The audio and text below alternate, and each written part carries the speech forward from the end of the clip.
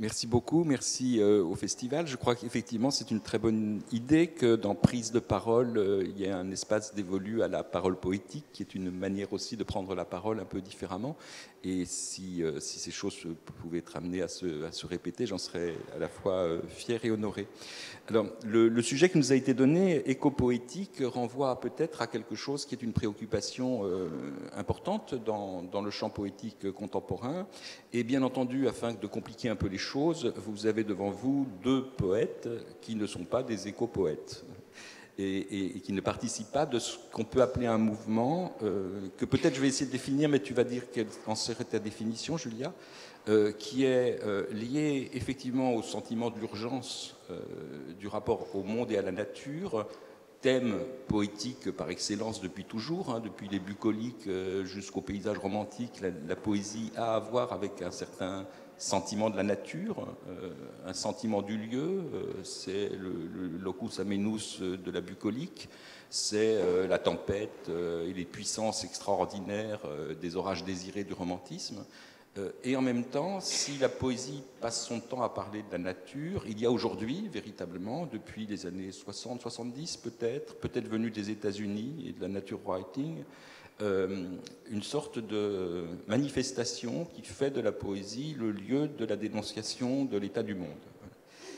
Et cette manifestation, il me semble qu'elle tombe dans tous les reproches qu'on a pu envisager hier dans la table ronde sur la poésie et sur la littérature, pardon, et la politique, c'est-à-dire que c'est parfois une poésie un peu programmatique qui prend la forme du tract, qui dénonce, qui a des visées, qui s'explique, qui prend la parole pour dire que c'est très mal ce qui arrive au monde, et qui passe parfois par des choses dans lesquelles, pour ma part, je ne me reconnais pas. Si bien qu'on va essayer de vous parler d'une autre manière, d'envisager peut-être de traiter, mais sans vouloir le faire par volonté, de l'état du monde tel qu'il est devant nous en poésie, sans rentrer dans cette littérature militante et didactique. C'est comme ça que j'envisagerais les choses.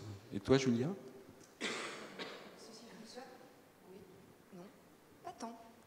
Ça fonctionne très bien. Je rejoins totalement Olivier.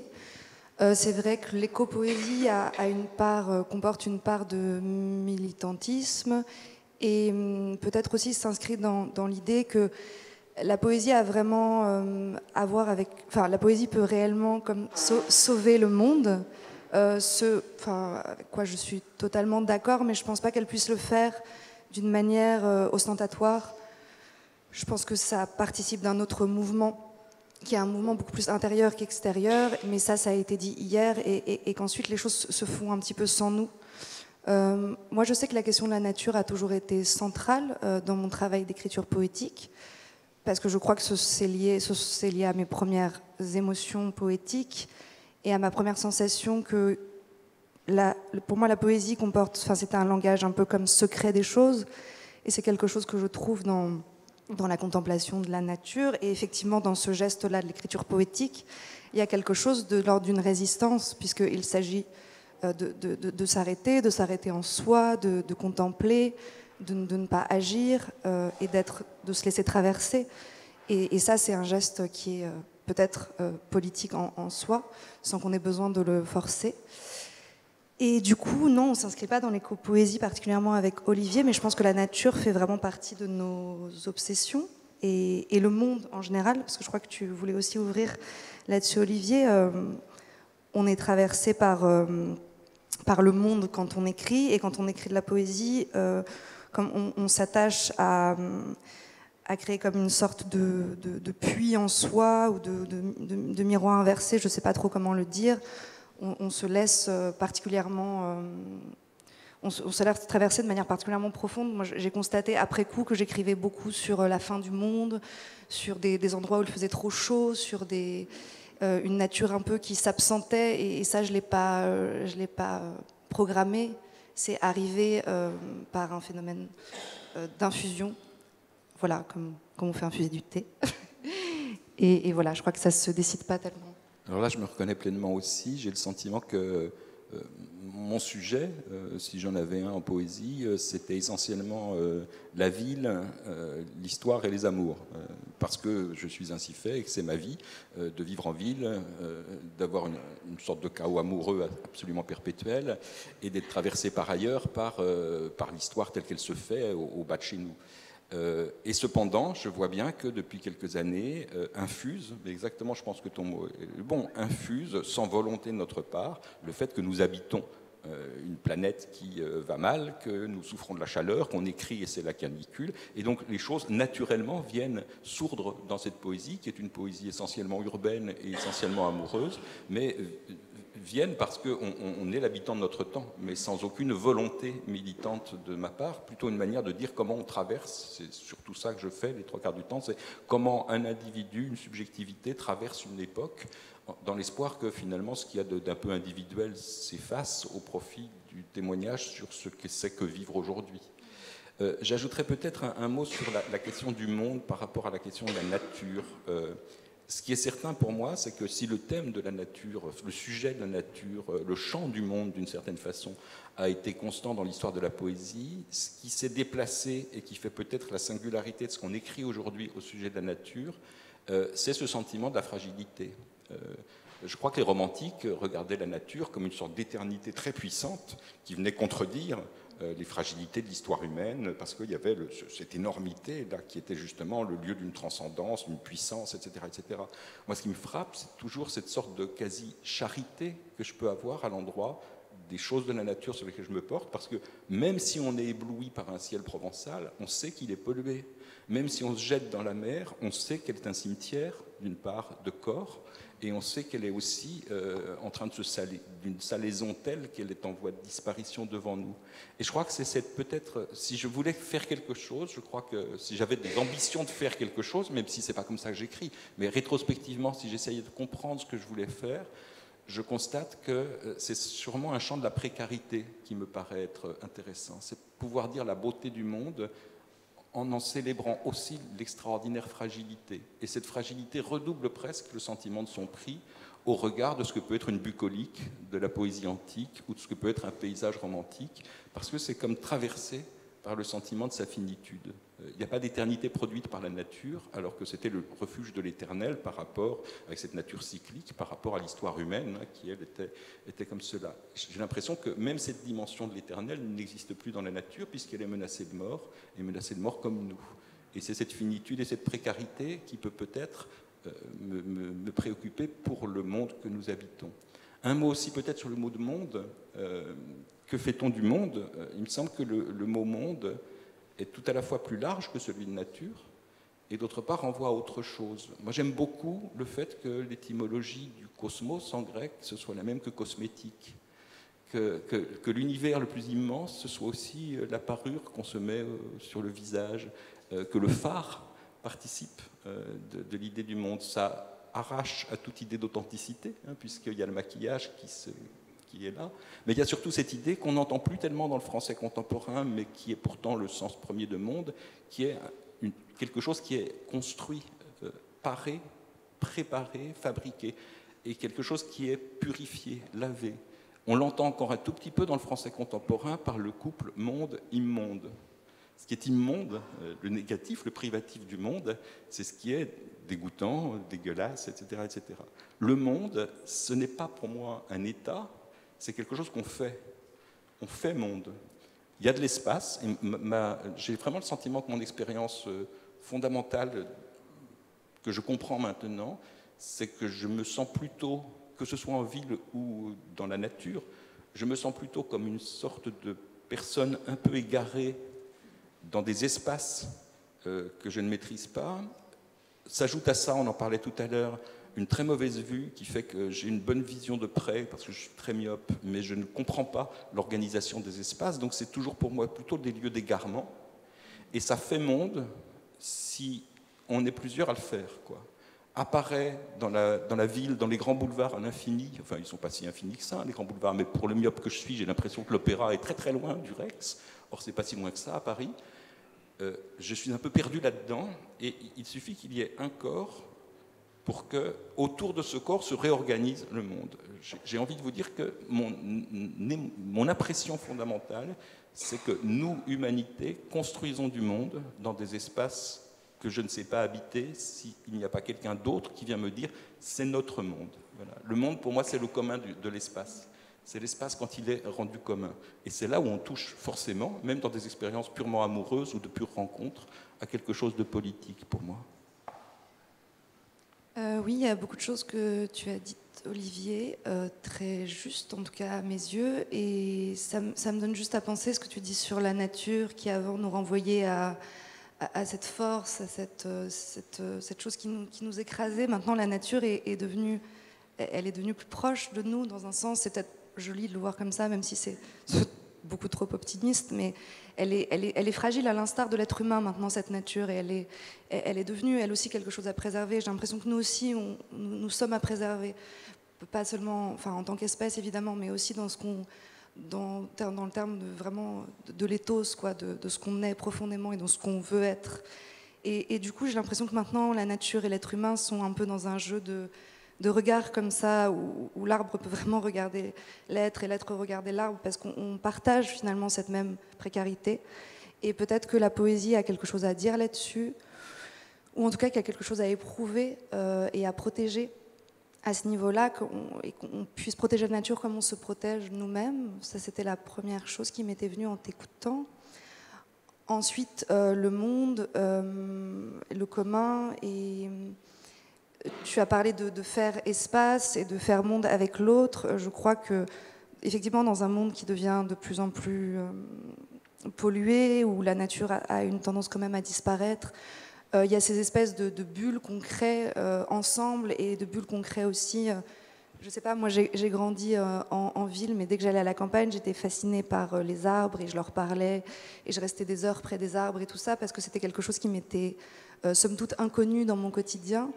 Et je me dis qu'on peut ménager, et je crois que c'est l'endroit du poème, ménager un espace qui soit viable pour nous, à l'intérieur d'un monde où l'on se sent menacé, et dont la nature est menacée. Et du coup, je trouve que c'est aussi la vocation du poème, c'est de créer un espace du coup commun, de soi au lecteur, à la lectrice, et aux autres qu'on évoque dans la page, qu'on évoque toujours des autres, et de créer ces espèces de fils invisibles pour faire monde. Comme voilà, il y a beaucoup de gens qui disent que les livres sont leurs amis. Moi, je sais que ça a été mon cas. J'avais d'autres amis aussi, mais ça a été mon cas pendant longtemps. Et ce sont des espaces qui sont précieux et aménagés dans ce monde justement qui est paradoxalement, même si l'écriture est un geste solitaire et la lecture aussi, il y a ces espaces qui se créent, je trouve. Voilà, à travers ces... Peut-être un dernier mot en réagissant à ce que tu as dit. Il y a un mot qui me manque encore dans notre travail entre nature, éco-poésie, écologie. J'ai l'impression que la poésie, c'est quand même une écologie de la parole.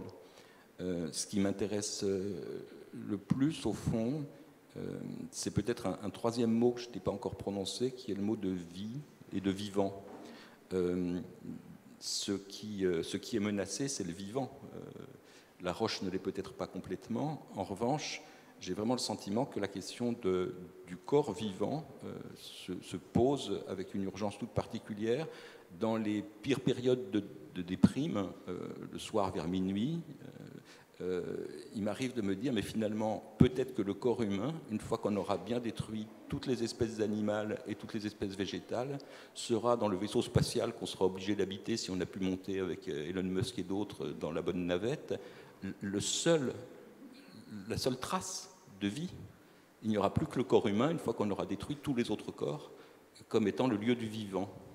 Et il me semble que ça donne là aussi une puissance à la question du corps et à la question de tous les corps. Et cette solidarité du vivant est quelque chose qui joue pour moi à la fois dans ma relation au monde, c'est-à-dire que vraiment j'ai le sentiment, plus que je ne l'étais dans les années 80-90, un peu habité par une sorte de sympathie devant la fragilité charnelle d'une fleur, d'un arbre. C'est quelque chose que peut-être on apprend en vieillissant, tout simplement, hein, c'est peut-être simplement ça.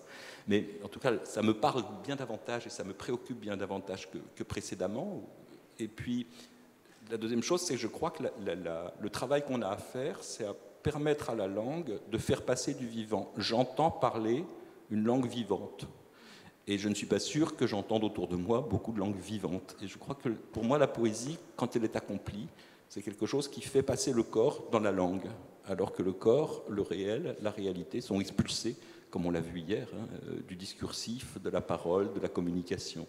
Et j'essaye en fait de faire place à de l'incarnation dans les mots qui paraissent si abstraits et qui sont quand même eux aussi des corps matériels avec lesquels travaille la poésie, puisque la poésie travaille avec leur matière sensible, graphique, sonore, de façon à ce que oui, j'entends parler une langue vivante pour dire le précieux de la vie. Voilà, c'est comme ça que je définirais mon écopoétisme s'il y en avait un. Peut-être que le mieux, c'est, après vous avoir tant parlé de ce qui nous préoccupe dans le sujet, que vous entendiez précisément ce qu'est cette parole poétique et en quoi, à la fois, elle est traversée par les questions et en même temps, elle ne traite pas, à la manière d'un tract, de l'état du monde. Est-ce que tu veux bien nous lire quelques poèmes, Julia ? Ça fonctionne. Je vais vous lire du coup des extraits d'un recueil qui s'appelle « Par elle se blesse ». Dans la ville grise, au supermarché, café, cinéma, on montre nos papiers, nos corps sains, nos âmes sont en sourdine. Sous nos dents craquent des os et l'imagination dénude les jambes des filles rieuses. Devant les lampadaires, j'en suis une que la poudre éclaire. Il vient, je le laisse faire. Un verre se casse, des perles tombent dans les égouts, c'était une faim de loup. Je pense à Tsara. Les cloches sonnent sans raison, et nous aussi. D'autres s'affairent. Plus haut, on devine les villas avec vue sur la mer. Plus bas, un chalet veille. Nous sommes entre les deux. On ne voit pas se refléter notre image enfantine aux couleurs gonflées. Et puis, nos yeux font mal à cause de la lumière, mais de nouveau, le soir tombe, et nous aussi. De nouveau, des cheveux coulent. Des châteaux noirs enferment des étoiles. Et nous aussi, ne sommes qu'en dedans éclairés. Au retour, arbres coupés, quelqu'un me dit qu'ils empêchaient le soleil d'aller derrière la terre depuis nos yeux. J'acquiesce. Ainsi, le parquet de chêne peut rougeoyer dans des appartements au haut plafond. J'ai toujours cette douleur au poumon, c'est quand je me rappelle. Ceux restants ne trouent pas les trottoirs, ils ont des feuilles rares. J'ai oublié son visage, il était, je crois, gris. Je tisse ma peau, j'écarte l'image amaigrie, je fais la mise au point et puis le flou. Comme ce matin sur la plage, je laissais passer tous les rayons.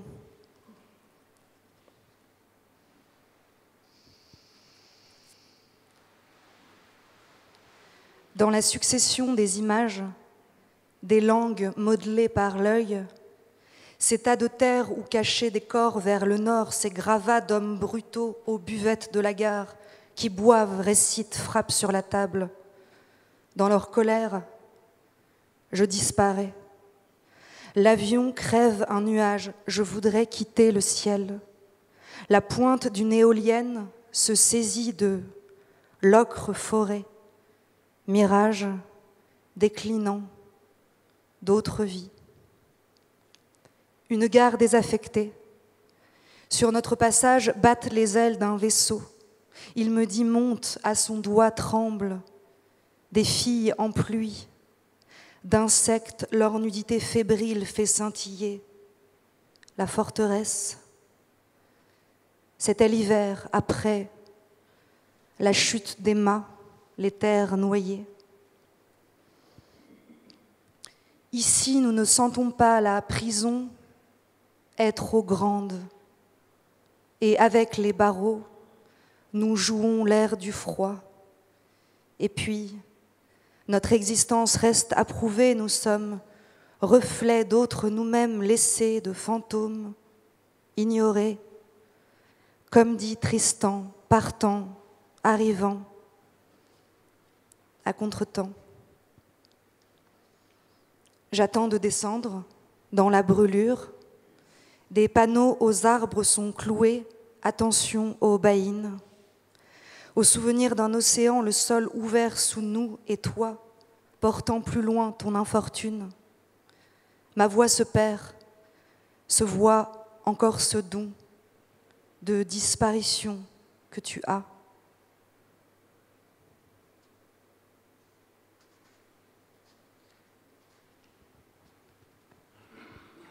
Et tout ce temps, j'aurais gardé si peu de souvenirs du réel.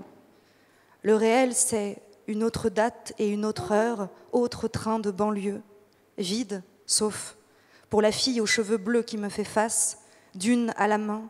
Partout les iris s'éparpillent, partout on prie pour voir des galaxies, tout pour d'ici s'échapper. Une chose inerte à terre, parasol, parapluie, fruits jaunes, a fui dans l'ombre chaude.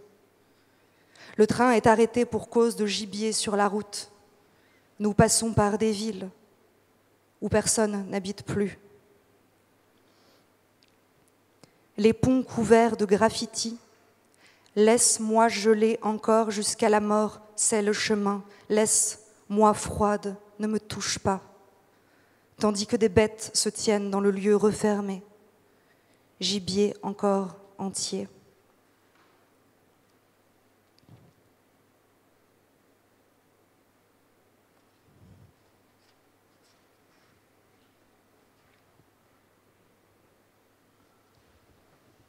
Déjà juillet, les gens caressent de petits chiens. Moi, j'attends froide quelqu'un. Je redécouvre le mot effroi dans un livre vert recouvert de plastique transparent, un livre de T.S. Eliot. Par le gris transparent d'un début d'été, dans cette ville ordinaire, j'ai mal aux yeux comme s'ils étaient clairs et les gens se disent des choses banales. Ils ont des histoires d'amour, ils boivent trop, ils attendent, disent-ils, un deuxième. À leur côté, un premier que je ne vois pas. Et si ce berceau était vide, alors l'histoire ne serait pas banale, mais j'en doute. Un adolescent, les mains dans les poches, passe, il a l'air triste, c'est tout ce que je peux noter sur lui. Je n'ai pas la force de le retenir, ni de l'oubli. Midi, un roi pêcheur traverse le fleuve et souille de sa blessure l'eau que je bois. Nous sommes encore là, les gens, l'empreinte de l'adolescent, le nouveau-né possible, moi. Je contiens un flot de sang vif, c'est du vide que je contiens. Thiès parle de Carthage et lui brûlant parle des ifs, de pinces au fond de l'eau, d'oiseaux, de rocs. Je prends la forme de sa voix. Le soir tombe, j'ai froid, tout le monde est parti. On pourrait dire m'a laissé, mais je ne les connaissais pas. Ce ne serait pas exact. Plus tard, le drapeau se soulève comme une bannière. Je me demande s'il faudrait se ranger sous des armes inconnues. À la fin du monde, je me demande quoi faire. Je me suis souvent arrachée et j'avais souillé ce jardin blanc, je me souviens, qu'il cultivait, où les roses avaient la couleur d'une peau. Depuis, je fais mourir les plantes. Loin dans la maison, un insecte cogne sur la fenêtre. Nous avons aussi de ces séparations invisibles. C'est pourquoi parfois nous tombons et manquons de souffle.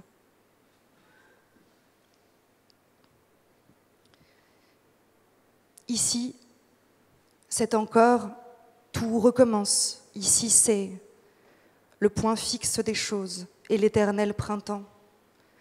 On s'y serait mêlé dans la décadence des palmiers, des piscines, ils murmurent qu'on ne sait pas mourir et qu'on ne sait pas vivre. Le temps tourne mauvais, j'entends dérèglement.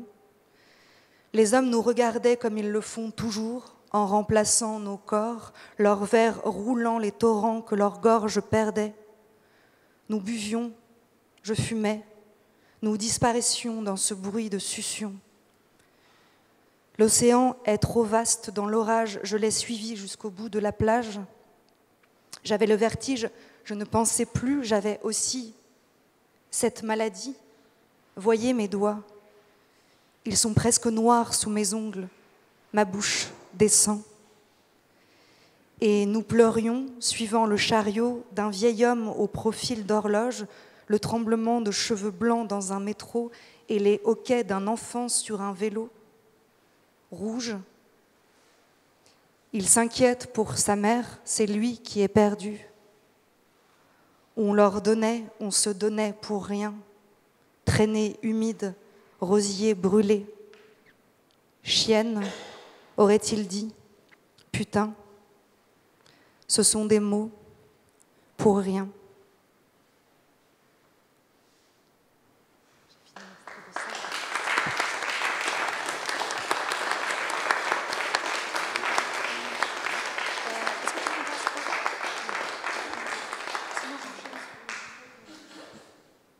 Alors vous aurez une deuxième lecture de Julia tout à l'heure qui nous réserve une fin.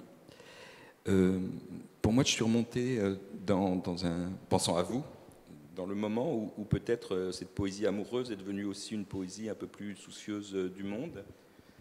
Dans Séculaire, où j'avais essayé de faire un poème par année sur 40 années, je suis revenu à l'année 2003. Les nuits du Marais m'évoquaient Madrid, la pleine chaleur écrasait Paris. Ceux que l'été tuait n'étaient pas visibles, la gloire des corps affolait la ville.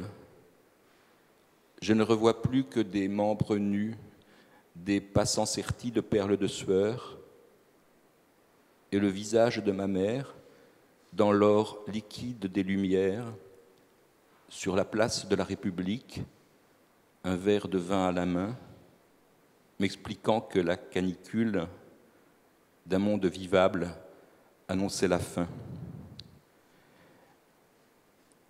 Et dans Partita pour violon seul, qui a donné une place plus grande, sans que je l'ai là encore choisi, je crois qu'il y a des textes qui éclaireront ce qu'on s'est dit dans le début de notre conversation. Dans un monde qu'on crucifie, reste l'amour de ceux qui tremblent, comme si la vie partout menacée trouvait refuge dans la chair, arbre ou fruit, ou velours humain, soit des pétales et des paupières. Tout ce qui vit réclame enfin sa fraternité de souffrance. Pitié pour tout ce qui palpite, tambour d'un torse nu ou prairie sous la pluie, fugitive statue de muscles ou de feuillage, corps qui passait, quelle tendresse j'ai pour vous.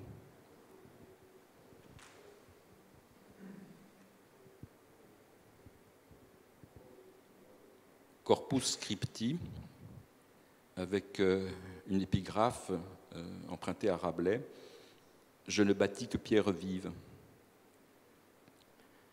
Ils ont des jardins, des amandiers, des prairies, des rivières, même des fleuves, le Rhin, l'Istère, la Seine.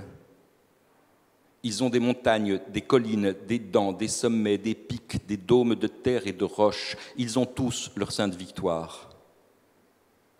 Sans compter les lacs, Bienne ou Aix-les-Bains, à chaque fois le temps suspendu, l'eau ronde et l'instant piégé au prix des vaguelettes. On a peint des rochers, des arbres, on a cueilli toutes les herbes, plongé l'âme et le nez dans des fleurs, on a des soleils, des étoiles, des tempêtes, des marées, des cascades luisant dans l'herbe, des forêts profondes. Des bois comme des cathédrales, de vertes voûtes, des ogives, des chênes fiers, des saules affligés. Mais si j'aime plus que tous les paysages, le frisson parfois dans les branches, au printemps l'explosion des fleurs, si même des siècles de chants sous nos yeux changent d'importance devant un monde menacé, jamais la terre ne m'a suffi. J'ai des bras pour branches, pour écorce des peaux et des regards pour galaxies. Mes nuits, ce sont vos chevelures et vos épaules, mes sommets. Tout mon bestiaire est vos pelages, où ma bouche a bu vos parfums. Je ne sais pas faire un poème qu'un corps n'irrigue ou n'incendie.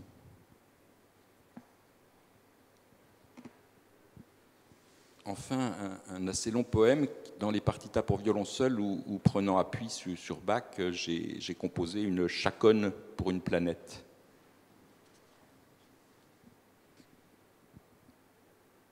œuf ou perle pendue, dont le fil se déchire, il n'y a pas que nous, toute la terre est périssable.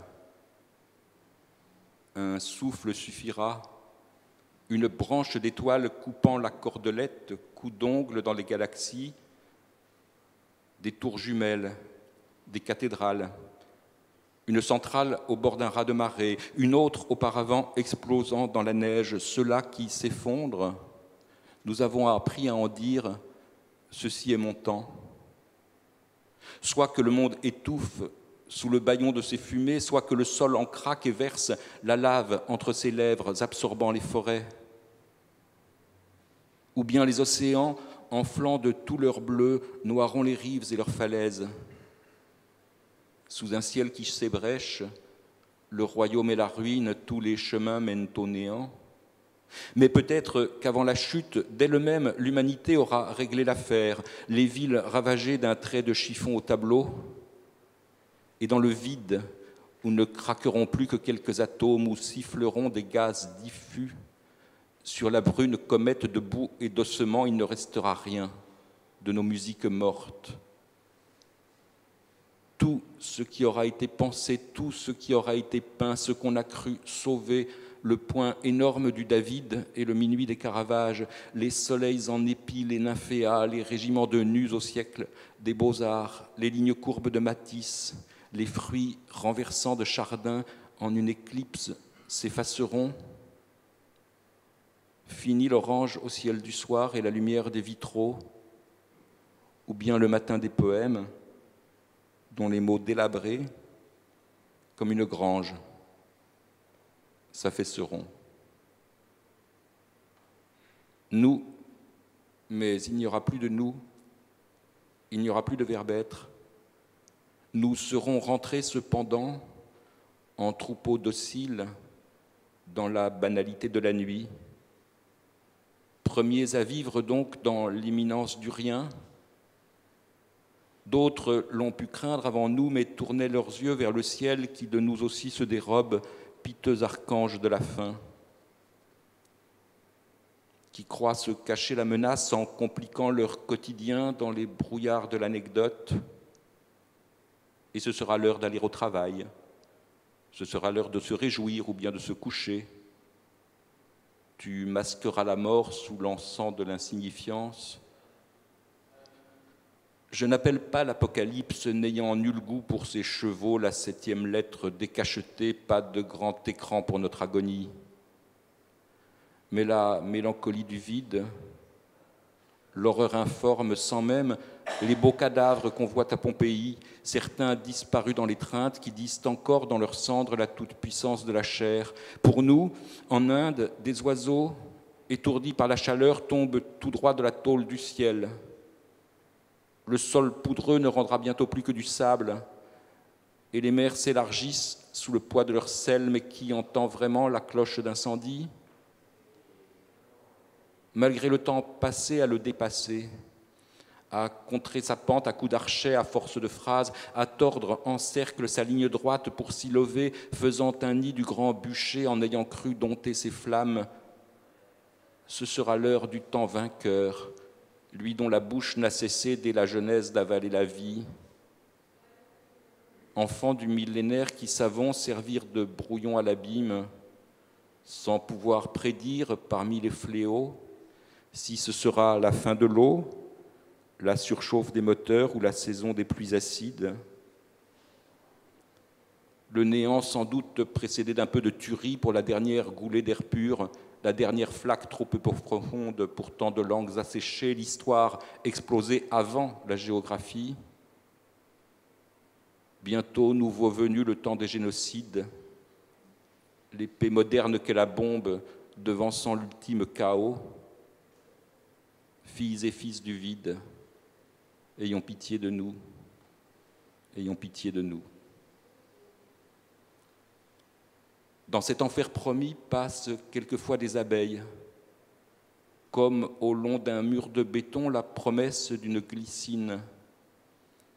Et l'on recompte les baisers, on parle d'avril ou de plage, on s'inquiète pour un retard, on prépare à manger. Voici la fin du monde, as-tu pensé à la lessive ? Comment éviter la démence de nos pensées privées d'échelle entre le gouffre et l'éphémère ? On voudrait quelquefois s'en tenir au plus proche. Un désir diffus nous attire vers les choses frêles. La transparence d'un verre comme s'il pouvait contenir, faible fable ou flamme vraie, quelque chose de l'autre infini. Certains matins, la lumière que les bras des arbres lacèrent palpite et balbutie. On ne la démêle plus du bruit des oiseaux. Et les fleurs s'ouvrent de tous leurs yeux sur la clarté qui se déclôt. L'herbe qu'on froisse sous nos pas, la discrète écharpe du vent, des sons lointains, tout nous accueille quelquefois. J'invoque dans mes mots la récolte d'été, des lèvres, des regards, des dos nus jaillis d'une eau pure. Je suis moi aussi la rivière. Juillet façonne de courts Éden, entre ses paumes tient le matin. Je suis moi aussi la rivière.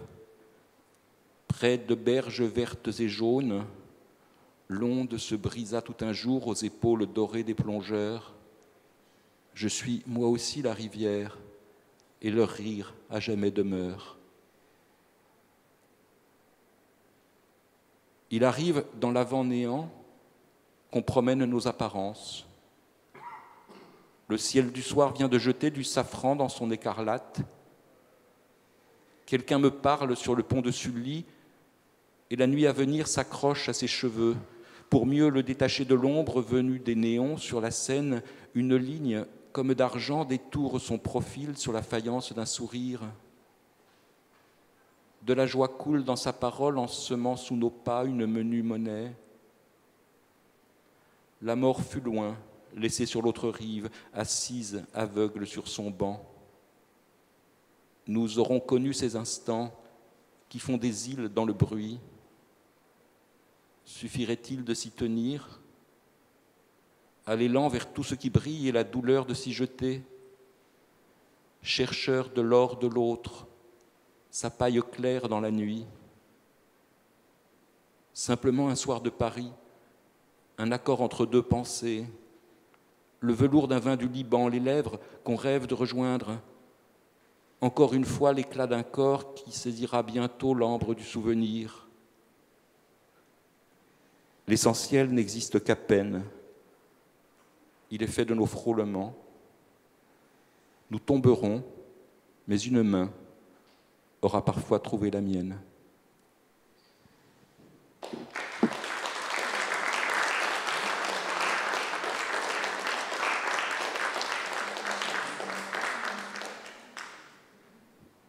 Je pose des questions à Olivier sur le temps.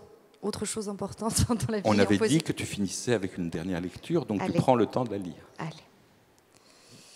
Donc je vais vous lire des extraits de mon dernier recueil qui est, qui est plutôt de la prose poétique que de la poésie, qui est entre prose et poésie, on va dire, et qui a pour lieu, puisqu'on parle de la question du lieu, une ville de western désaffectée, enfin une ville trop chaude de fin du monde, pour la faire courte. La ville de paix est étroite. Les deux voies principales qui la composent se croisent et du nord au sud, de l'est à l'ouest, il est impossible de s'y perdre. En de rares occasions, il pleut et alors les rues débordent, la ville s'engloutit. Puis le manège recommence, l'assèchement des crues et les larmes qu'on ne sait pas verser. Molly Fall disait de la ville de paix qu'elle était semblable à toutes les autres villes. Si l'on accepte peut-être ces immeubles enseignes rouillées, le dédale de ces rues, la chaleur à crever, la mer semblant mirage et les pensées pesantes empêchant de s'y rendre, ce chien enragé à éviter, les gestes répétés, le vent plombé, les avis de tempête, le sable qui s'immisce jusque dans les maisons, même fenêtres fermées, mais qu'est-ce que vous voulez ? Dit Molly. Toute chose a ses particularités, comme cette fleur que j'ai trouvée et qui ne meurt jamais. La ville de paix est déserte la plupart du temps.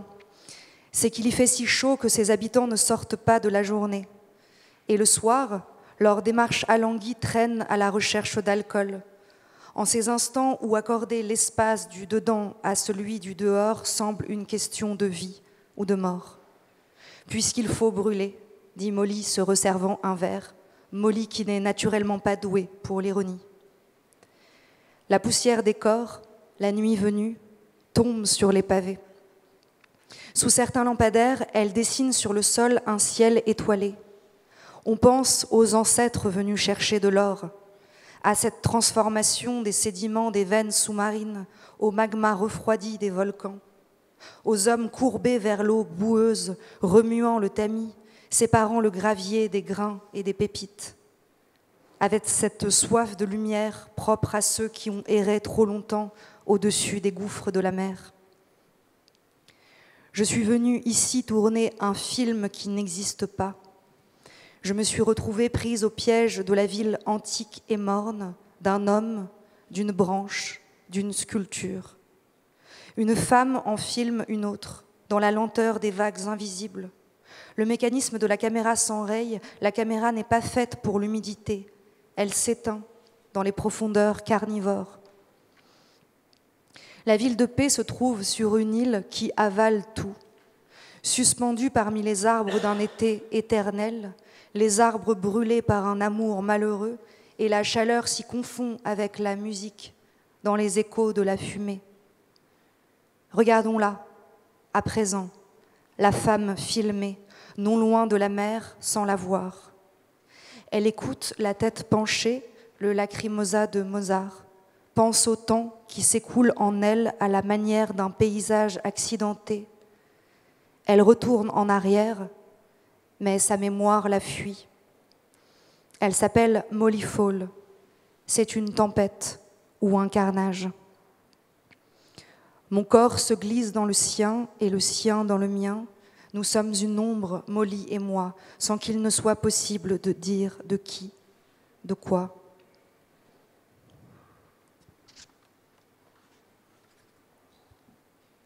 Vouloir tourner un film, vouloir sortir de la fixité d'une image, vouloir sortir de l'immobilité d'un corps, d'une idée, d'un souvenir, vouloir qu'un animal quitte sa paralysie de proie et vous saute à la gorge, faire fuir ce qui vient, vouloir faire un film, vouloir rejouer la même scène encore et encore dans le labyrinthe de la parole des morts. On tourne les talons et dans la course, les zones bleues s'agrandissent. Une tentative de fiction, là où le temps dévore, où la ville plie lentement d'être envahie. Un western amnésie. Merci beaucoup.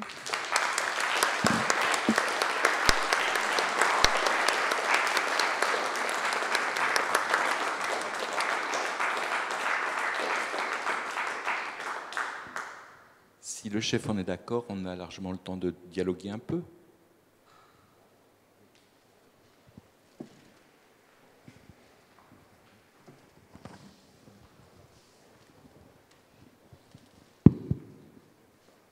Merci beaucoup. Je vais essayer de faire bref. Je vais poursuivre ce qui a été dit autour du mot monde, nature, ensuite monde. Et il y a un autre mot qui résonne quand on dit monde, c'est le mondain. Le mondain qui s'oppose au sacré. Et il y a de moins en moins de transcendance possible, de réserve de transcendance possible pour la poésie. Il y avait les dieux grecs, il y a eu le christianisme, et puis il y a eu des continuités. Là, ça se réduit, peau de chagrin. Le mondain, c'est également les divertissements, donc une certaine forme d'insouciance. C'est l'homme tourné vers lui-même ou vers les autres, mais qui est entre soi. Et là, la nature nous rappelle au fait qu'on ne peut pas être qu'entre soi, et donc une fragilisation globale de la vie qui fait qu'à la question, bon, c'est excessivement schématique, hein, du sens de la vie qui a pu se poser au fil du temps en poésie, se substituerait la question non plus du sens de la vie, mais de la possibilité même de la vie. Et donc cette apparition, qu'on la souhaite ou non, cette réapparition ou cette apparition différente et cette urgence peut-être du monde autour de soi, du mondain et du naturel.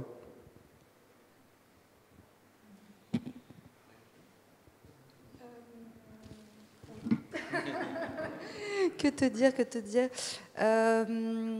oui, effectivement. Olivier, commence. Je ne suis pas inspirée. Excuse-moi, j'étais en train de réfléchir à ce que tu disais. Deux choses. Dans mondain, il y a quand même ce côté justement que je n'aime pas trop. Si c'est mondain par rapport à céleste, oui, ça me va très bien. Je suis un habitant du monde. Si c'est la mondanité, c'est le contraire de faire monde, à mon avis, la mondanité. Hein. Ça défait du monde, enfin, où il y a du monde, mais ça ne fait pas monde, quoi.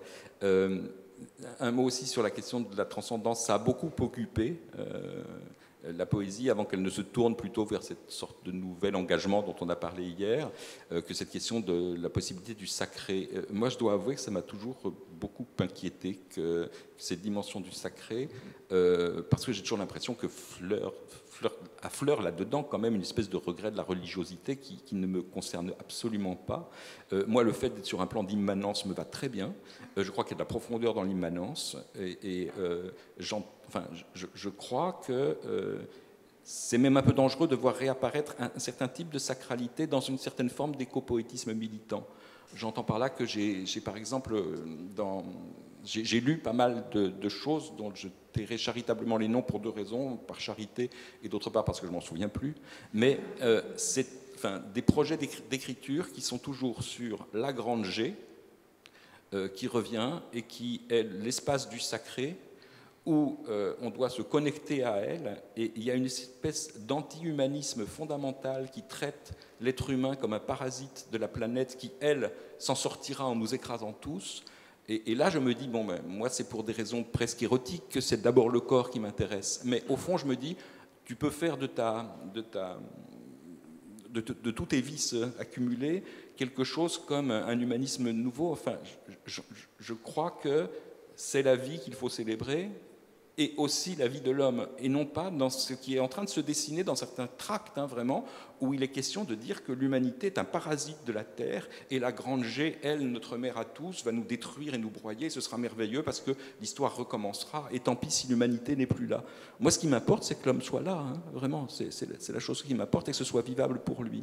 Et je me dis que peut-être que j'ai réfugié toute la sacralité dans la relation intersubjective, mais ça me va très bien. Alors, si on dit que c'est sacré, que l'homme est sacré, je veux bien, mais mon sacré est très, très horizontal dans tous les sens du terme.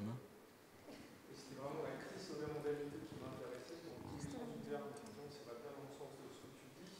Le micro, si on veut que ce soit enregistré, ce que tu dis. Oui, je te rejoins pleinement, évidemment. Après, ça ne regarde que moi, mais je mettais vraiment en avant, sans goût personnel, cette crise de la mondanité dans les deux sens qui s'opposent au sacré, qui relèvent des divertissements humains, pas que de la mondanité mondaine.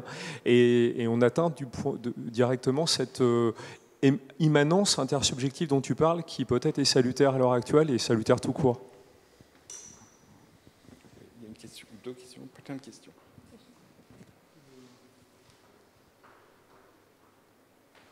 Merci. D'abord, permettez-moi un trait d'humour, mais autant je vous ai entendu dire votre méfiance à propos du sacré vis-à-vis de la religiosité que ça peut, autant je vous ai entendu avec amusement faire appel à la charité pour expliciter votre pensée, mais c'était juste pour un trait d'humour. Ce que je veux dire, c'est quand vous dites à juste titre que ces tracts auxquels vous faites allusion et qui, au fond, schématiseraient un monde, une nature magnifique et des hommes qui ne feraient que la polluer, ou en tout cas, ça renvoie aux premières pensées écologistes, celles des penseurs du 19e siècle, qui disait que la nature est bonne et l'homme mauvais. C'est une, comment dire, une école de pensée qui date d'il y a au moins 2 siècles.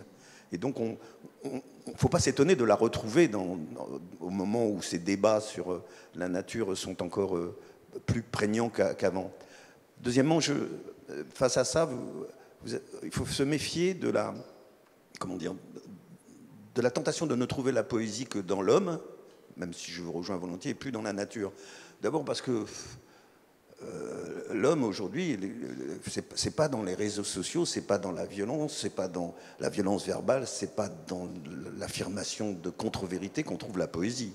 Et c'est pourtant ce qui se développe partout dans l'humanité. Donc, et en revanche, autant la nature dans laquelle nous vivons est menacée et est en danger, pour moi elle est en danger autant que l'homme. Je veux dire, les deux sont liés. L'humanité n'est pas plus... Et si l'humanité doit disparaître, il restera la nature. Pas exactement celle qu'on aura souhaitée, puisqu'on n'y sera plus, mais il restera la nature.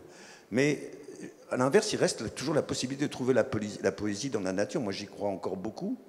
Je fréquente la nature de différentes façons, en traversant des océans, en marchant dans le désert, en allant dans la forêt amazonienne ou en haute montagne. Et là, je vous assure qu'on trouve la poésie je ne dis pas les coins de rue, mais à tous les coins des nuits étoilées. Et donc, et toutes les problématiques sur la transcendance, sur la poésie, sur la place du corps de l'homme se retrouvent là, donc toujours dans la nature. Alors je relativise votre propos sans dire que ce n'est que là que se trouve la poésie, mais c'est encore là. Mais je suis tout à fait d'accord. Hein.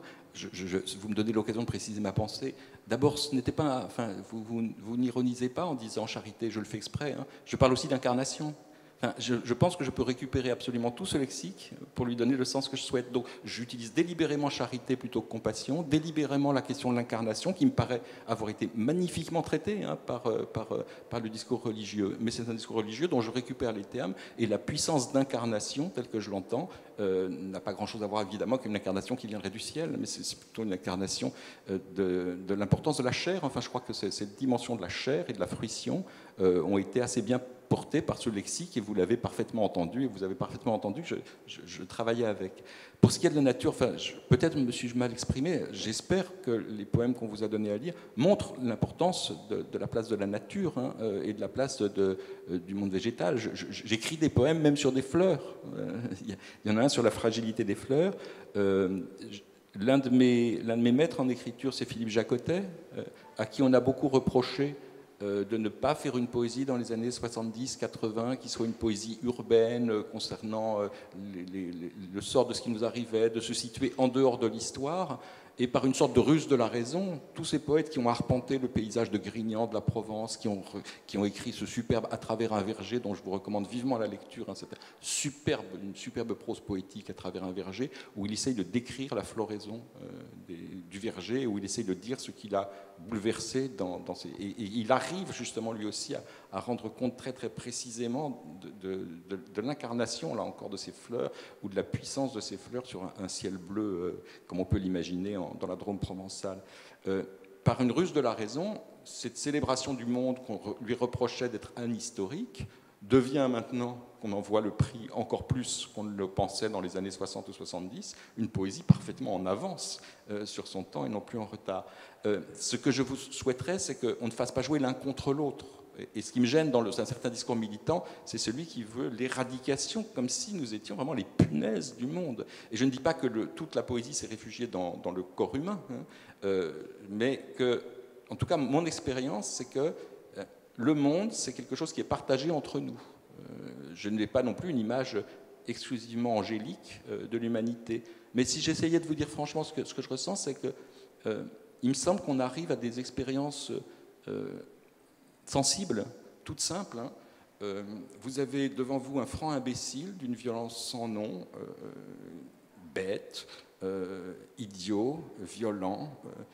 Et d'un seul coup, si vous arrivez à faire taire le bruit qu'il fait avec sa bouche et que vous le regardez, il y a quelque chose dans son corps qui vous rend presque plein de compassion. Parce que vous voyez bien que, évidemment, cette violence est toujours le retour d'une martyrisation ou en tout cas d'une blessure. Et même l'inepte individu, même le troll des réseaux sociaux, si ce n'est pas un ordinateur, derrière, il y a une personne souffrante. Pardon de le dire ainsi, et ça fait très catho là encore, hein, je suis dans la charité, mais cette expérience finalement de la blessure me paraît être un des lieux où on peut refonder quelque chose comme un humanisme. Je crois vraiment, je le ressens en tout cas comme ça, et je le ressens souvent comme ça quand je suis au fond d'une salle de classe et qu'il y a les pires emmerdeurs, hein, et franchement, ils sont chiants. Hein.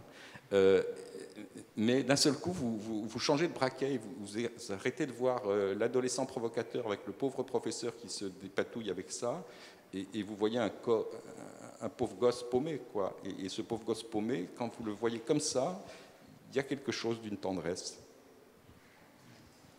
Peut-être juste rebondir sur la question de la transcendance. Moi, je suis assez attachée à cette idée de transcendance. Pas dans le prisme de la religion, je vous rassure, mais ou pas. Mais en tout cas, j'ai l'impression que c'est juste que moi, j'ai l'impression que ne m'ont pas forcément été transmis les bons gestes et le bon rapport avec cette nature, parce que vous parliez de l'Amazonie et tout ça. Moi, je reviens d'Indonésie et j'ai été vraiment frappée par leur rapport justement au sacré, par le rapport hindouiste par le rapport hindouiste au monde, et j'ai vu beaucoup par exemple d'arbres sacrés qui étaient entourés, vous savez, de sarong. Le sarong, c'est ce qu'on met pour entrer dans les temples, et donc on habille ces arbres pour préciser qu'il s'agit d'arbres sacrés. Ce sont souvent des arbres centenaires qui ont déjà une présence très forte et une histoire très forte, ou des arbres qui se trouvent près de temples, etc. Ou alors il y a beaucoup de rituels liés à l'eau, liés aux sources sacrées. Donc on vient se mettre sous la source. Ça se faisait aussi, ça se fait aussi en France dans certains endroits. Et on recueille cette eau et on l'utilise pour des rituels de purification, etc. Et ça, c'est un rapport au sacré qui, pour moi, rejoint le rapport poétique qui me parle beaucoup. Et il y a un dialogue, comme avec le poème, on dialogue avec l'arbre en parlant de l'arbre, en parlant de la fleur. Il y a un vrai dialogue avec la nature, et la nature est mise au rang de sacré, mais dans le sens où on peut interagir avec elle, et on peut. Il y a un lien très très charnel qui se crée, et cette transcendance-là, moi, elle m'intéresse énormément, et c'est un peu comme ça que j'envisage moi mon rapport au poème. Oui, merci beaucoup pour vos très très belles lectures. Je voulais savoir comment vous appréhendiez la perte de l'attention chez nos contemporains, dans les villes en particulier. Comment vous percevez ça? Comment vous arrivez même à continuer à écrire de la poésie alors qu'on peut avoir le sentiment que les humains sont de plus en plus raréfiés dans leur capacité de présence au monde? Et la deuxième observation que je voulais faire, c'était: est-ce que vous avez le sentiment que cette question de l'attention, est en lien avec une capacité perdue ou menacée d'émerveillement? Et comment vous, en tant que poète, vous voyez votre écriture, et comment vous voyez le monde éventuellement se transformer, puisque vous dites que vous faites de la poésie depuis les années 90. Donc, dans les années 90, c'était différent, on le sait tous. Donc voilà, je voulais vous interroger là-dessus. Moi, je ne fais pas de poésie depuis les années 90. Tu veux peut-être intervenir? Je me suis mise. Merci de le rappeler. Ça se voyait. Hein. Non, mais par contre, oui, l'émergence des réseaux sociaux et tout ça, quand j'ai commencé à écrire, c'était pas du tout le cas. Mais je te laisse commencer. Non, merci beaucoup pour votre mot d'attention, parce que il résonne vraiment en moi.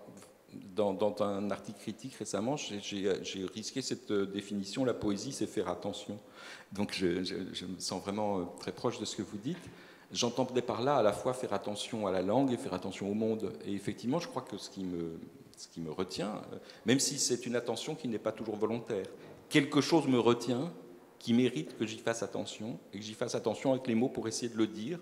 Et le disant, j'essaie. Voilà, pour mon propre travail, j'ai vraiment le sentiment que écrire, c'est faire attention. Et faire attention à la fois au monde et à la langue, pour essayer de rendre compte de ce qui s'est joué dans cette rencontre. Puisque je n'écris en gros que de rencontres. Il s'agit de rencontres, là encore, avec le monde naturel ou avec un monde habité, humain, et les deux s'articulant chez moi. Quant aux capacités d'attention, oui, je crois que c'est le problème majeur. Ce que nous vivons et ce que nous essayons de donner dans nos textes, c'est une capacité à effectivement dépasser une consommation d'images une consommation de divertissement qui rend impossible tout rapport, enfin, puisque surfer sur les choses, c'est évidemment ne jamais les rencontrer. Enfin, et j'ai vraiment l'impression qu'il y a une sorte de figure, pour moi effrayante, d'une humanité désancrée, là, franchement, qui est celle du tourisme perpétuel, quoi. On n'habite pas le monde en touriste. Et cette espèce de survol là, très très rapide qu'on fait d'écran en écran, de texte en texte, de communication en communication, interdit d'appréhender la profondeur d'un instant, la profondeur d'une rencontre, la profondeur de ce qu'on peut voir.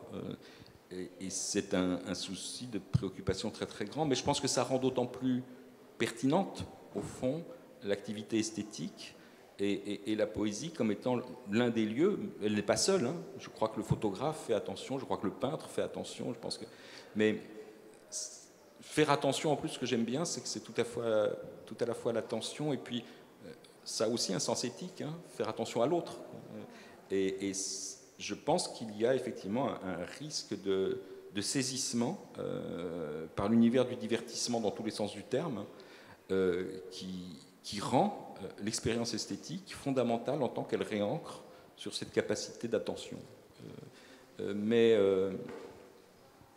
d'une part, pour moi, ça légitime encore davantage qu'auparavant, peut-être, s'il y avait besoin de le légitimer, le travail des artistes, en tant qu'ils nous apprennent à faire attention, enfin, qu'ils nous donnent à voir, mais qu'ils nous apprennent à voir aussi. Hein. C'est une école. Et en même temps, je n'arrive pas, mais c'est peut-être parce que je suis un incurable homme de l'éducation nationale, même chez des élèves très très éloignés, et dont tout a été fait pour qu'ils soient éloignés de la possibilité d'autre chose que leurs fichus réseaux sociaux et leurs machins, et qu'on voit sortir les portables et qui sont effrayés, hein, qui se mettent à hurler si on leur dit qu'on n'utilisera pas les portables ou qu'on les retirera ou qu'il ne sera pas accessible. C'est vrai que quand une rencontre a lieu, et ça arrive, quand un élève rencontre une œuvre d'art, quelle qu'elle soit, il découvre soudain ce champ-là. C'est-à-dire que j'ai l'impression que cette capacité, elle a constamment à être alimentée pour détourner l'attention de l'attention, si j'ose dire, et que si on arrive à mettre un tout petit grain de sable là-dedans, la capacité n'est pas morte, puisqu'elle se rouvre.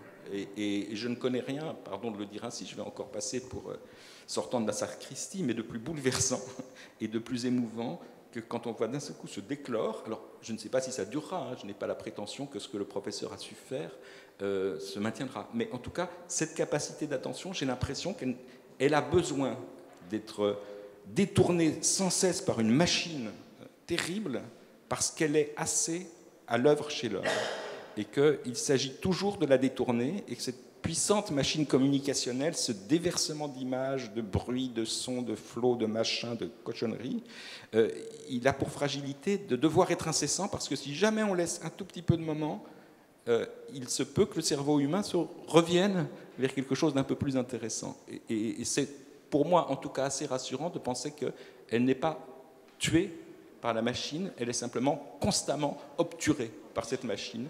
Et c'est là où nous avons peut-être un espace, l'espace par lequel une œuvre va rencontrer un être, par lequel un cours va ouvrir une perspective chez un élève, et qu'on peut peut-être réapprendre l'attention, qui est peut-être la seule chose qu'on ait à faire. Hein. Au fond, j'ai l'impression que instruire ou éduquer, c'est apprendre à faire attention.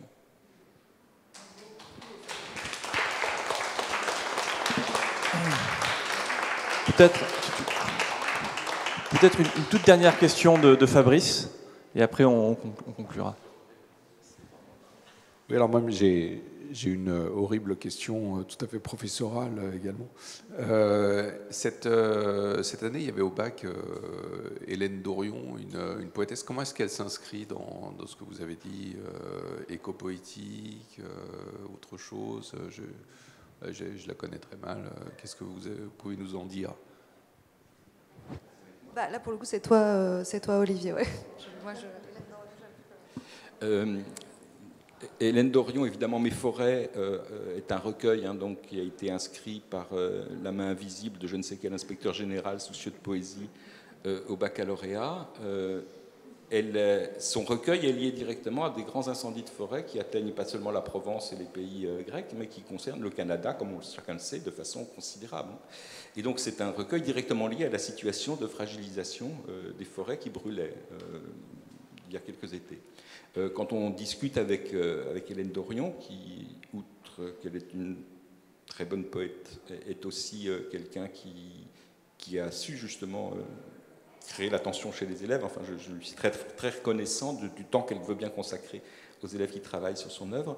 Je crois qu'elle formule à peu près les réticences que nous avons formulées, Julia et moi, c'est-à-dire que ce souci est né d'avoir été traversé par cette question, mais la question de mes forêts n'est pas un brûlot, si j'ose dire, sur le massacre des forêts canadiennes. C'est une tentative pour l'étudiante en philosophie qu'elle était de penser le rapport au monde et de dire aussi son expérience de la nature, dont elle rend compte, mes forêts n'étant pas seulement les forêts menacées, mais aussi les forêts qu'elle traverse, les forêts dans lesquelles elle essaye de capter des sons, des bruits, ce qu'elle entend, et elle essaye de donner la parole aux forêts dans lesquelles elle vit, avec une singularité toute particulière, c'est que quand elle m'a montré des photos de ces forêts, il m'a fallu un temps d'adaptation, mais ça c'est pas grave, hein.